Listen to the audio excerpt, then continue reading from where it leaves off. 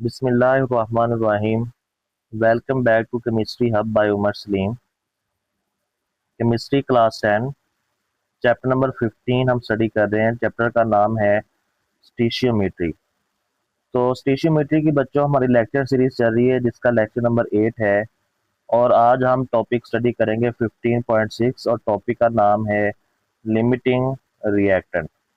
Limiting reactant क्या होता है, इस चीज़ को पहले एक एग्जांपल से समझते हैं ताकि हमारा जो कॉन्सेप्ट है वो क्लियर हो जाए। लिमिटिंग रिएक्टेंट बच्चों, फर्ज करो कि मेरे पास एक कार मैन्युफैक्चर कंपनी है, गाड़ी बनाने वाली कंपनी जो है।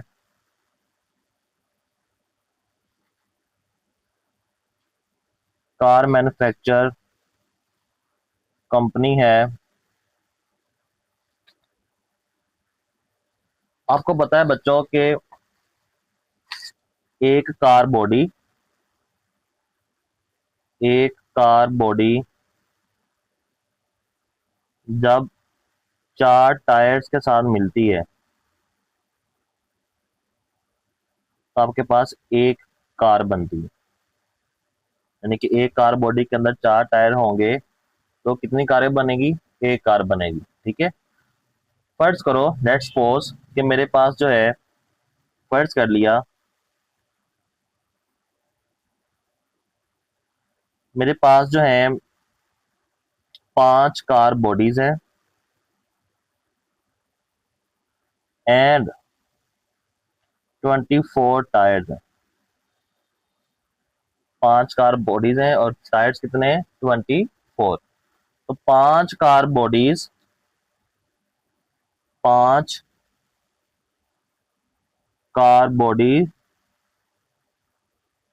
प्लस 20 टायर्स मिलके मेरे पास कितनी गाड़ी बनेगी? ऑफ कोर्स पांच कार बनेगी। ठीक है।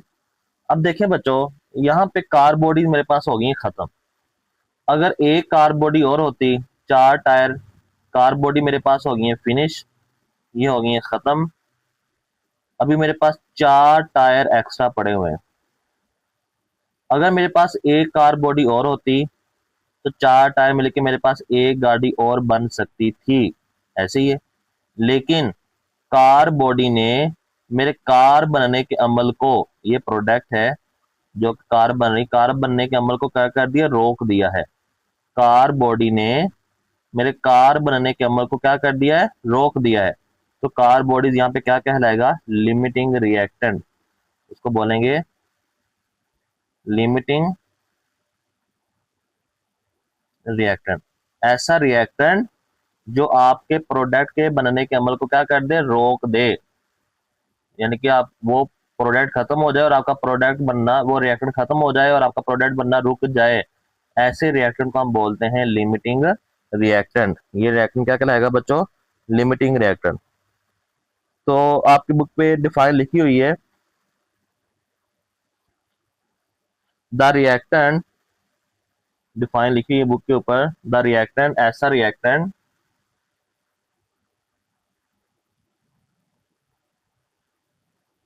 The reactant which is consumed earlier, जो जल्दी से क्या हो जाए? कंज्यूम हो, जल्दी से इस्तेमाल हो जाए, इज कॉल्ड, या जल्दी से खत्म हो जाए, is called the limiting reactant.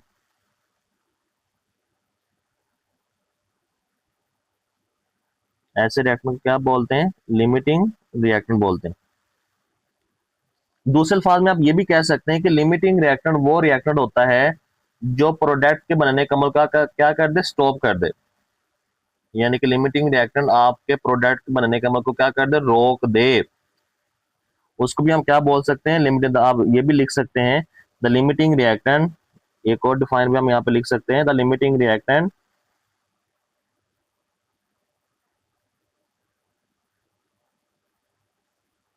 Limiting reactant which controls which controls the amount of product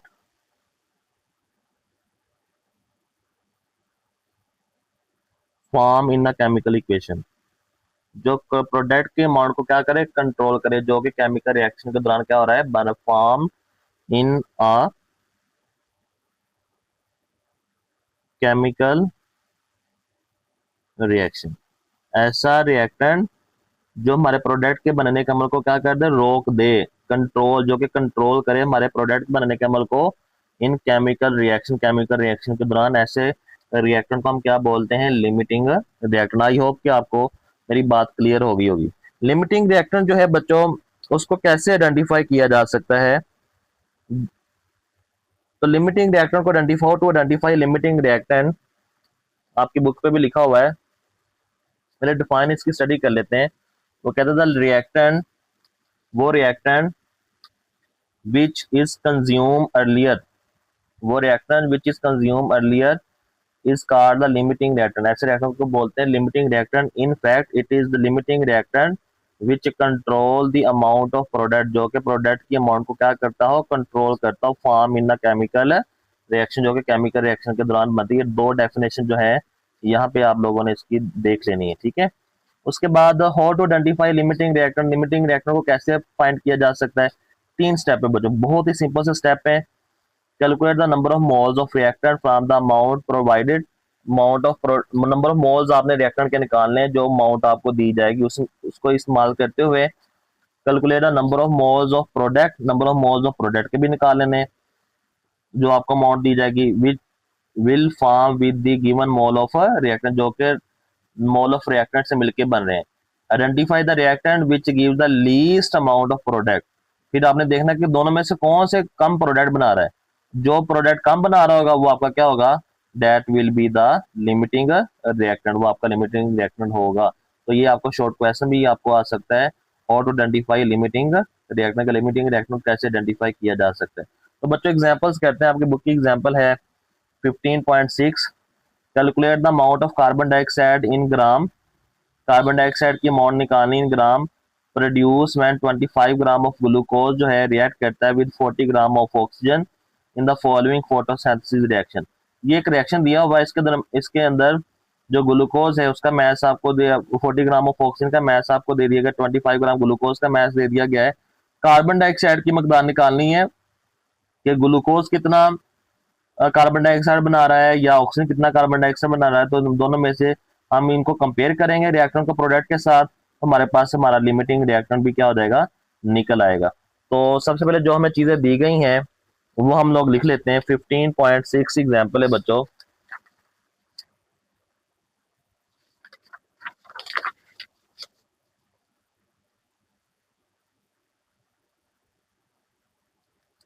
example है 15.6,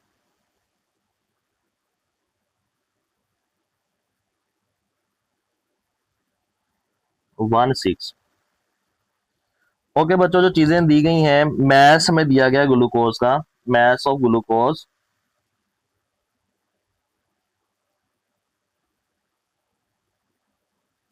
that is 25 gram. Mass of oxygen भी हमें दे दिया गया है, mass of oxygen that is 40 ग्राम। उसने कहा कि अमाउंट ऑफ कार्बन डाइऑक्साइड निकालनी है आपने इन ग्राम, यानी कि मैस ही आपने निकालना है। अमाउंट ऑफ CO2 वो आपने क्या करनी है बच्चों, कैलकुलेट करनी है। तो सोल्यूशन करेंगे। सबसे पहले उसने कहा नंबर ऑफ मोल्स आपने निकालने हैं रिएक्टेंट के, और फिर रिएक्टेंट को नंबर ऑफ मोल्स का इस्तेमाल करते हुए बैलेंस केमिकल इक्वेशन को देखते हुए आपने नंबर ऑफ मोल्स निकालने हैं प्रोडक्ट के। तो सबसे पहले नंबर ऑफ मोल्स निकाले, गिवन मैस हमें दिया गया है ग्लूकोज का और ऑक्सीजन का भी गिवन मैस दिया गया है। मोलर मैस हमने निकाल लेना है बच्चों खुद ही। तो मोलर मैस हम सबसे पहले निकाले, तो molar mass of glucose, molar mass of glucose C6H12O6, C6H12O6। बच्चों कार्बन का जो मैस होता है वो होता है 12। कितने कार्बन है, 6 है। हाइड्रोजन का मैस होता है 1, 12 है, और ऑक्सीजन का मैस होता है 16। तो इनको मल्टीप्लाई करोगे आपस में और प्लस कर दोगे, आपके पास इसका मैथ निकल आएगा 180 ग्राम पर मोल। ये मोलर मैथ आपके पास किसका आ जाएगा? ग्लूकोज का। अब मोलर मैथ निकाल लेते हैं हम ऑक्सीजन का। Molar math of O2। तो बच्चों ऑक्सीजन का एक होता है 16, दो ऑक्सीजन है 16, दो बार 32 ग्राम पर। तो ये ऑक्सीजन का भी आपके पास क्या निकल आएगा? मोलर मैथ निकल आएगा। ठीक हो गया। तो अब नंबर ऑफ मोल्स निकाल लेते हैं। मोल्स किसके निकाल लेते हैं? दोनों के, ग्लूकोज के भी और किसके निकालने हैं? ऑक्सीजन के। Moles of glucose, moles of glucose. Given math बच्चों दिया गया था 25 ग्राम, मोलर मैथ हमारे पास निकला है 180। इसको डिवाइड कर दो, कितने नंबर ऑफ मोल्स आ जाएंगे ग्लूकोज के? 0.138 मोल। इसी तरह मोल्स ऑफ हमने निकालना है ऑक्सीजन। गिवन मैथ में दिया गया था ऑक्सीजन का 40 ग्राम, मोलर मैथ हमारे पास निकला है 32। इसके नंबर ऑफ मोल्स आ जाएंगे 1.25 मोल। यहां तक कॉन्सेप्ट क्लियर हो जाना चाहिए। अब नंबर ऑफ मोल्स हमने निकाल लिए रिएक्टेंट के। पहला जो स्टेप है, number of moles of reactant आपने निकालने। Calculate the number of moles of carbon dioxide. अब हमने number of moles of carbon dioxide निकालने, दोनों को कंपेयर करते हुए, यानी कि ऑक्सीजन को भी कंपेयर करना है और किसको कंपेयर करना है? और ग्लूकोज को भी कंपेयर करना है। तो बैलेंस केमिकल इक्वेशन पहले लिख लेते हैं ताकि हमें समझ भी आ जाए। बैलेंस केमिकल इक्वेशन क्या है बच्चों? बैलेंस केमिकल इक्वेशन है आपके पास C6H12O6 प्लस 6 ऑक्सीजन जब मिलती हैं आपके पास बनता है 6 कार्बन डाइऑक्साइड प्लस आपके पास बनता है 6 ऑफ वाटर। ये आपके पास बैलेंस केमिकल इक्वेशन। तो सबसे पहले हम कंपेयर कर लेते हैं ग्लूकोज को और कार्बन डाइऑक्साइड को। कंपेयर करना है बच्चों, कंपेयर ग्लूकोज C6H12O6 और किसको कंपेयर करना है? Carbon dioxide. दोनों को कंपेयर कर लेते हैं, कार्बन डाइऑक्साइड। ठीक है। तो यहाँ पे देखें बैलेंस केमिकल इक्वेशन को अगर देखा जाए, इसका एक मोल, इसके कितने मोल बना रहा है? 6 मोल। इसका एक मोल है तो इसके कितने मोल बन रहे हैं बच्चों? 6 मोल बन रहे हैं। लेकिन इसका तो एक मोल नहीं निकला हमारे पास। ग्लूकोज के कितने मोल्स निकले बच्चों? ग्लूकोज के हमारे पास मोल निकले 0.138। तो 1 मल्टीप्लाई हो जाएगा 0.138, इसी तरह 6 मल्टीप्लाई हो जाएगा 0.138। तो यहाँ पे जवाब आ जाएगा 0.138 बना रहे हैं। कार्बन डाइऑक्साइड के कितने मोल्स बना रहे हैं? दैट इज 0.83 मोल। इसको कंपेयर हमने कर लिया। कार्बन डाइऑक्साइड के कितने मोल बने? ग्लूकोज को जब हमने कार्बन डाइऑक्साइड के साथ कंपेयर किया तो ग्लूकोज के 0.138 मोल जो है ना, वो कार्बन डाइऑक्साइड के कितने मोल बना रहे हैं? 0.83 मोल। अब देखते हैं कि ऑक्सीजन कितने मोल बना रहा है। जो गिवन मैथ के मुताबिक हमने निकाला है उसमें ऑक्सीजन कितने मोल बना रहा है। तो हमने बच्चों कंपेयर करना है, कंपेयर किसको करना है? ऑक्सीजन को और कार्बन डाइऑक्साइड को। अगर आप बैलेंस केमिकल इक्वेशन को देखें बच्चों, 6 मोल जो हैं ऑक्सीजन के, वो कार्बन डाइऑक्साइड के कितने मोल बना रहा है? 6 मोल बना रहा है। ठीक है। लेकिन अगर इसका एक मोल होता तो कार्बन डाइऑक्साइड के कितने मोल बनने थे? उसका भी जारी बात एक। अगर इसके 6 उसका भी 6, अगर इसका एक होता तो उसका भी एक बनना था। लेकिन ऑक्सीजन का एक मोल नहीं है। ऑक्सीजन के कितने मोल है बच्चों? ऑक्सीजन के मोल है 1.25। इसके अगर 1.25 मोल है तो उसके कितने मोल बनेंगे? वो भी 1.25। तो देखिए बच्चों, ग्लूकोज से जो मोल निकले हैं, mole of carbon dioxide CO2 that is, वो आपके पास है 0.83 मोल और वो इतने मोल बना रहा है। और ऑक्सीजन से बच्चों, ऑक्सीजन से जो मोल निकले हैं, mole of CO2 that is, वो आपके पास है 1.25 मोल। तो ज्यादा मोल कौन बना सकता है? ज्यादा मोल बना रहा है 1.25। ये मोल ज्यादा है ना। अगर वैल्यू को कंपेयर किया जाए तो 0.83 छोटी वैल्यू होती है, ज्यादा वैल्यू कौन सी होती है? 1.25। यानी कि अगर ऑक्सीजन मुकम्मल रिएक्ट करता, अगर ऑक्सीजन मुकम्मल, उसका जो मैथ दिया गया था, मैथ दिया गया था डेट इज 40 ग्राम मुकम्मल रिएक्ट करता तो कार्बन डाइऑक्साइड के कितने मोल बनने चाहिए थे? 1.25 मोल बनने चाहिए थे। लेकिन कार्बन डाइऑक्साइड के कितने मोल बने? कम कम तो इतने बने ना, दैट इज 0.83 मोल। तो लिमिटिंग रिएक्टेंट आपके पास क्या होगा? जारी बात, लिमिटिंग रिएक्टेंट आपके पास होगा ग्लूकोज। ग्लूकोज ने कार्बन डाइऑक्साइड के बनने का अमल को क्या कर दिया है? रोक दिया है। तो असल मोल जो आपके पास आए ना कार्बन डाइऑक्साइड के, वो आपके पास आए हैं 0. Moles of CO2, that is 0.83 mole. Clear होगी बात? अब हमने इसका मैस निकालना है, तो मोलर मैस हमें पता ही है कार्बन का। Molar mass of CO2, carbon का होता है 12, ऑक्सीजन का होता है 16, 16 2 बार 32 और 12 आपके पास आ जाएगा 44 ग्राम पर मोल। ठीक होगी बात? तो मोल्स निकालने का फार्मूला क्या होता था? Mole is equal to given mass over molar mass. Moles is equal to given mass या amount of carbon dioxide over molar mass. ऐसे ही है, गिवन मैस हमने निकालना यानी कि अमाउंट ऑफ CO2 निकालना, ये इधर रहेगा, मोलर मैस इधर हो रहा है डिवाइड, इधर जाके क्या हो जाएगा? मोल्स के साथ मल्टीप्लाई, तो आपके पास आ जाएगा amount of CO2 is equal two moles को मल्टीप्लाई कर देना किसके साथ? आपने मोलर मैस के साथ। तो मोल्स बच्चों कार्बन डाइऑक्साइड के कितने निकले? वो निकले आपके पास 0.83 मल्टीप्लाई बाय 44। उसको जब मल्टीप्लाई करोगे आपके पास फाइनल आंसर आ जाएगा, that is amount of CO2, that is बच्चों आपके पास आ जाएगा 36.5 ग्राम। तो इस तरह आप जो है इसकी अमाउंट निकाल सकते हैं। ओके बच्चों, एक क्विक चेक भी है यहाँ पे, वो भी हम देख लेते हैं जल्दी से। आपकी बुक के ऊपर क्विक चेक बना हुआ है। वो कहता है if you react 100 gram of chlorine gas with 500 gram of Ki potassium iodide, which reactant will be the limiting reactant? कौन सा रिएक्टेंट लिमिटिंग रिएक्टेंट होगा? तो यहाँ पे हमें मैस ऑफ क्लोरीन भी दे दिया गया है और क्लोरीन गैस का विद 500 Ki के साथ, जब पोटाशियम आयोडाइड के साथ उसका मैस भी दे दिया गया। दोनों के नंबर ऑफ मोल्स निकाल लेंगे, फिर हम नंबर ऑफ मोल्स का प्रोडक्ट के साथ कंपेयर करेंगे, हमारे पास लिमिटिंग रिएक्टेंट आ जाएगा। इजीली क्वेश्चन है, इसको भी हम सोल्व कर लेंगे। क्विक चेक है बच्चों 15.8, इसको सोल्व कर लेते हैं।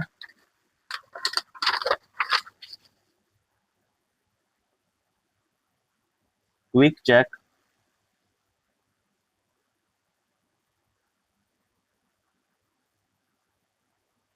15.8, साथ साथ बच्चों क्विक चेक भी हमारे हो रहे हैं। अब पिछले क्विक चेक देखना चाहते हो तो आप मेरी वीडियोस पिछली बारी देख सकते हैं। मेरे चैनल्स को सब्सक्राइब कर लें, लाइक कर दें और दोस्तों के साथ शेयर कर लें। कोई क्वेश्चन होता है टॉपिक के बारे में तो आप क्वेश्चन भी मुझसे पूछ सकते हैं। ओके बच्चों, मैस ऑफ क्लोरीन गैस दिया गया है। वो जो चीजें हमें दी गई वो पहले लिख लेते हैं। Mass of Cl2 chlorine gas आपको दिया गया है, दैट इज 100 ग्राम। ओके बाद मैस आपको दिया गया है Ki का, mass of potassium iodide that is 500 gram. Okay बच्चों, ओके हमने सबसे पहले नंबर ऑफ मोल्स निकालने हैं ना। नंबर ऑफ मोल्स निकालने के लिए हमें क्या चाहिए बच्चों? हमें नंबर ऑफ मोल्स निकालने के लिए गिवन मैस हमें दे दिया गया है, मोलर मैस चाहिए। तो रिक्वायर क्या था? रिक्वायर था उसको लिमिटिंग रिएक्टेंट। उसने कहा कि भाई हमें बस सिंपल लिमिटिंग जो रिएक्टेंट है वो निकाल के दें आप। ठीक है, सोल्यूशन करेंगे हम इसको सॉल्व करेंगे। तो हम सबसे पहले क्या निकालेंगे? मोलर मैस हमारे पास निकलेगा क्लोरीन का, molar mass of Cl2। Chlorine का एक का होता है 35.5, तो दो क्लोरीन, दो के साथ क्या हो जाएगा? मल्टीप्लाई हो जाएगा, डेट इज आपके पास आंसर आ जाएगा 71 ग्राम पर मोल। ठीक हो गया बच्चों। उसके बाद आपके पास जो है मोलर मैस जो है ऑफ Ki पोटाशियम आयोडाइड का, वो आपके पास बच्चों होता है, डेट इज प्लस करने के बाद इसका आपके पास आ जाएगा 166 ग्राम पर मोल। इसको प्लस किया कि पोटाशियम आयोडाइड के मैस को हमने प्लस किया, आपके पास मैस कितना आ गया? 166 ग्राम पर मोल। ओके बच्चों, हमने मोल्स निकालने हैं, तो मोल्स निकाल लेते हैं सबसे पहले। Moles of chlorine, moles of Cl2, given mass आपको दिया गया था 100, मोलर मास आपके पास आता है 71, तो इसको डिवाइड करो, आपके पास नंबर ऑफ मोल्स आ जाए क्लोरीन के 1.41 मोल। ओके बच्चों, मोल्स ऑफ हमने निकालने हैं, moles of Ki, that is आपके पास आ जाए, गिवन मास आपको दिया गया था 500, मोलर मास आता है 166, तो आपके पास कितने मोल्स आ जाएंगे Ki के, दैट इज 3.01 मोल। अब आती है बात बैलेंस केमिकल इक्वेशन की। अब बैलेंस केमिकल इक्वेशन को हम सबसे पहले लिख लेते हैं। बैलेंस केमिकल इक्वेशन क्या है बच्चों, वो आपके पास दी हुई है, आपकी बुक के ऊपर भी दी हुई है। वो आपके पास है कि क्लोरीन जो है Cl2 जब रिएक्ट करता है पोटाशियम आयोडाइड के साथ, तो आपके पास बच्चों बनता है KCl प्लस आपके पास बनता है आयोडीन। ठीक है, तो हमने इनको कंपेयर करना है आपस में। बैलेंस केमिकल इक्वेशन को इस्तेमाल करते हुए हमने ये देखना है कौन सा लिमिटिंग रिएक्टेंट है, क्लोरीन में से और पोटाशियम आयोडाइड में से कौन सा लिमिटिंग रिएक्टेंट है। ठीक है, तो हम कंपेयर किसको करेंगे, जारी बार रिएक्टेंट को कंपेयर करेंगे ना, कंपेयरिंग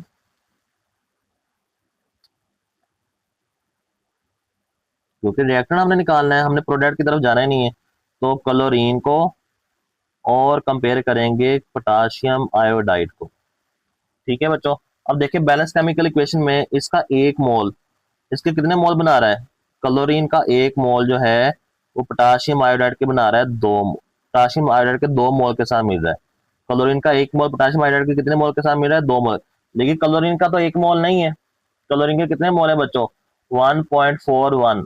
तो अगर क्लोरीन के 1.1 मल्टीप्लाई बाय 1.41 मोल होते, तो पोटाशियम आयोडाइड के कितने मोल के साथ मिलना था उसने, मल्टीप्लाई 1.41, तो ये आपके पास 1.41 मोल कितने मोल के साथ मिलना चाहिए था, इसको इसको मिलना चाहिए था बच्चों, मल्टीप्लाई करोगे आपके पास आ जाएगा 2.82, कितने मोल, यानी कि हमारे पास देखें बच्चों, अब सिंपल सा सोल्यूशन है, पोटाशियम आयोडाइड के हमारे पास मोल आ रहे हैं 3.01 मोल, यही बात है, ऐसी बात है ना। लेकिन वो कहता है कि अगर क्लोरीन के मुकम्मल मोल भी मिल जाते ना, 1.41 मोल मुकम्मल भी रिएक्ट कर जाते, तो फिर भी कितने मोल इस्तेमाल होने थे पोटाशियम आयोडाइड के, वो होने थे 2.82, लेकिन वो हमारे पास इजाफी मोल अभी हैं 3.01 मोल में से कितने मोल इस्तेमाल हुए अभी, सिर्फ 2 टोटल थे, यानी कि आप ये करें 3.01 में से सिर्फ आपके इस्तेमाल हुए हैं कितने, इस्तेमाल 2.82 इस्तेमाल हुए हैं। 3.01 में से कितने इस्तेमाल हुए हैं बच्चों, 2.82 इस्तेमाल हुए हैं। इसका मतलब है कि ये इसके मोल अभी हमारे पास इजाफी पड़े हुए हैं। तो लिमिटिंग रिएक्टेंट इस केस में के अंदर हमारे पास क्या होगा, हमारे पास लिमिटिंग रिएक्टेंट होगा बच्चों क्लोरीन गैस। क्लोरीन गैस जो है इज लिमिटिंग रिएक्टेंट। तो यहाँ तक आप लोगों ने ये, इसका क्विक चेक भी आपका खत्म होता है। आई होप आपको ये समझ आ गया होगा। कोई क्वेश्चन है इस टॉपिक के रिलेटेड तो आप मुझसे क्वेश्चन पूछ सकते हैं। तब तक के लिए अल्लाह हाफिज।